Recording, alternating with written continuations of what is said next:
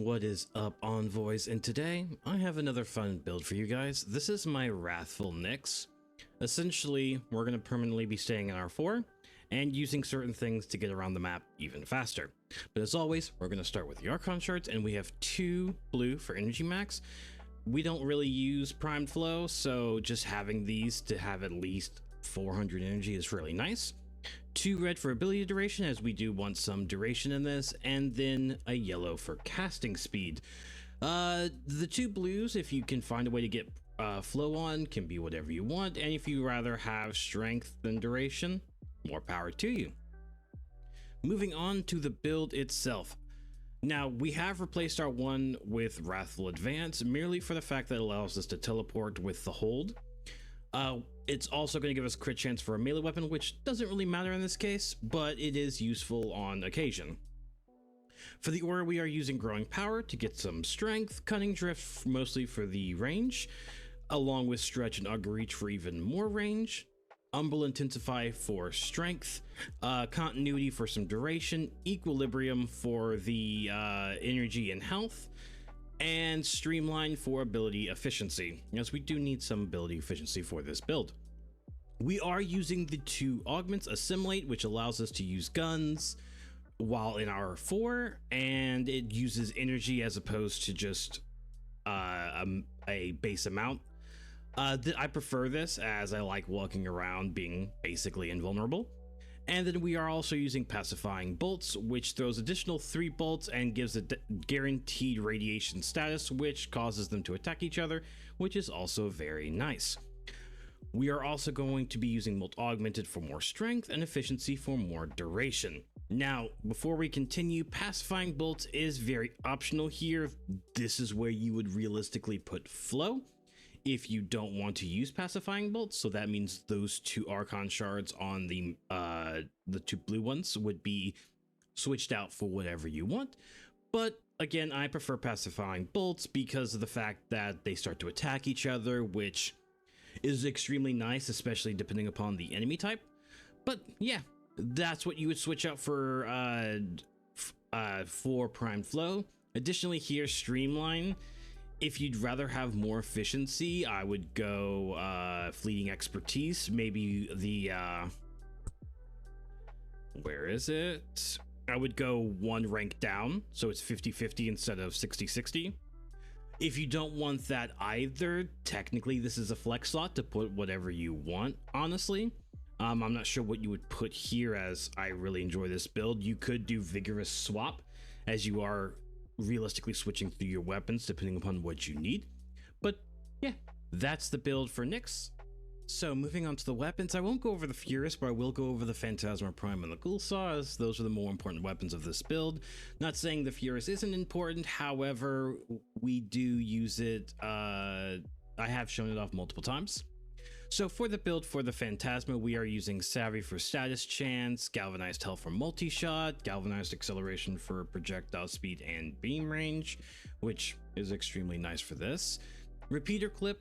Normally I wouldn't put this on a gun because we're aiming down sights. However, with Nyx, this is extremely useful because you're invulnerable to damage. So being able to aim down sights for more than 9 seconds is just truthfully very nice. Toxic Barrage and Frigid Blast for viral, Incendiary Coat for heat, so we have heat, radiation, viral, as well as Scattering Inferno for more heat and status chance, and we are using Primary Merciless and Primed Point Blank. Now, why are we doing this? Because you're not supposed to have multiple damage percents on a gun because of final damage. Phantasma Prime is one of the few examples of where Savvy will actually cause these 2 to count as 2 different, how do I explain this? 2 different parts of the equation as opposed to 1. So you're going to do more damage merely for the fact that we have 2 damage percent. Normally that's not the case. I would never recommend doing that unless it's like this reason or the weapon's damage is so low that you absolutely need it. Phantasma is the exception, not the rule. Don't ever do this to other weapons. The Phantasma is one of those guns that benefit from having 2 damage percents thanks to Galvanized Savvy. Moving on to the Ghoulsaw, the meme weapon of the build. I know this thing does not do a lot of damage. You're mostly riding around, right? I still love it, even though, like, I wish it would get an incarnate form so we can improve the damage of this thing. But I digress. Opportunities reach, so during Tennokai, when it does proc, you increase melee range, condition overload for some more damage, weeping wounds for status, same thing with galvanized elementalist, volcanic edge for some heat and some status chance, and melee afflictions for, we do have the ability to proc this sometimes, depending upon what I feel like. I do use animosity.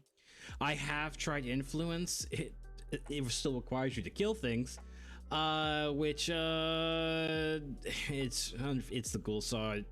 It's kind of hard to do that. Sometimes you have to be really lucky. Moving on to the rest of the build, we have Berserker Fury, Gladiator Vice, and Quickening for attack speed.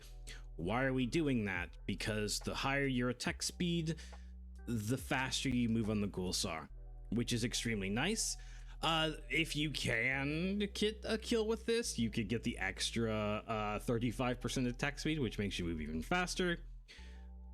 Good luck with that. Again, this thing has really low damage, and you just have to be really lucky with crits once you get your combo going.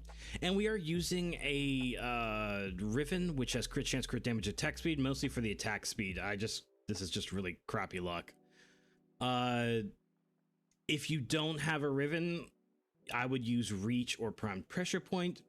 Again, its damage is kind of meh sometimes, so having that extra damage would probably be more helpful, truthfully. Or you could just use Blood Rush if you'd rather just build up the crit chance and crit status chance. I don't blame you there. Moving on to the companion, we're using the Dethcube Prime because it produces energy and health for us to proc Equilibrium easily. In addition, Momentous Bond and Manifold Bond to constantly proc our companion's abilities. And we're using Seismic Bond merely for the ability efficiency. If you don't want this, you could always use Duplex Bond, as just producing more energy is really nice. And you're using your staples, Vacuum, Animal Instinct, and Regen. And we are using Enhanced Vitality so it just doesn't immediately die. For the weapon, we're using the Tazicor specifically with this, as we have Cold, Magnetic, Corrosive, and with Shivering Contagion, it will spread the cold stats to enemies within 6 meters, which will just cause them to eventually get frozen solid, so we do more damage to them, on top of the fact it just slows them down, which is really fun to do. Other than that, Galvanized Chamber, Rifle Aptitude for status chance. We do want some status duration on this, so the cold stays on there for a while. And then Voltage and Malignant Force for corrosive, Magnetic Capacity for magnetic and magazine capacity, and Rhyme Rounds for some cold. You can build this in any way you want, whatever statuses you want. You just want to make sure you have cold on there, right? As that's what will proc Shivering Contagion, which will cause them to be frozen in place. All right, so time for the Simulacrum Test. Now, this isn't going to be about killing, right? I'm just realistically going to show you how to play this build, and then in the Steel Path run, you'll be able to see it.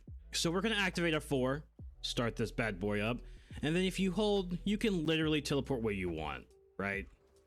Because you're kind of slow, you could just dodge roll if you wanted, but this is realistically moving a lot faster, and the Phantasma can just deal the damage for you. But with the Ghoulsaw, if you do the specific combo, you can ride around on it, which is sometimes a lot faster than teleporting. But as you can see here, you're just moving around on it, able to stay in your 4, deal some damage, absorb damage, and just keep going, right? And then obviously you can steal armor with this, turn them against each other. Heck, if you really wanted to just do normal Wrathful advance and just, you know, rip into these guys, it's not going to do a lot of damage, even though it is red critting. The damage is just so low, it's just like, why even bother, right? Which is why this is just a funny haha build. It's really fun. I will just show off the Phantasma real quick, even though I said I wasn't. I might as well, right? We'll clear this. Let's pull up this battle group. As you can see here, once you get this going, this thing absolutely melts. I absolutely love the Phantasma Prime.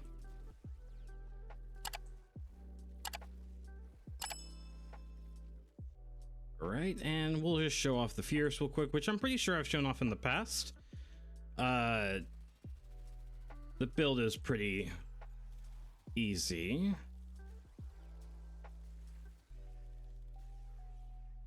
There you go. Really fun build. Again, if you don't want Wrathful Advance because you're running around the Ghoulsaw, you could always do Silence to help out with Exma units. But yeah, that's the build. Next is the Solar Steel Pathrone, as always, so you can see this build in action. So I hope you guys enjoyed the video, and until next time, guys, bye!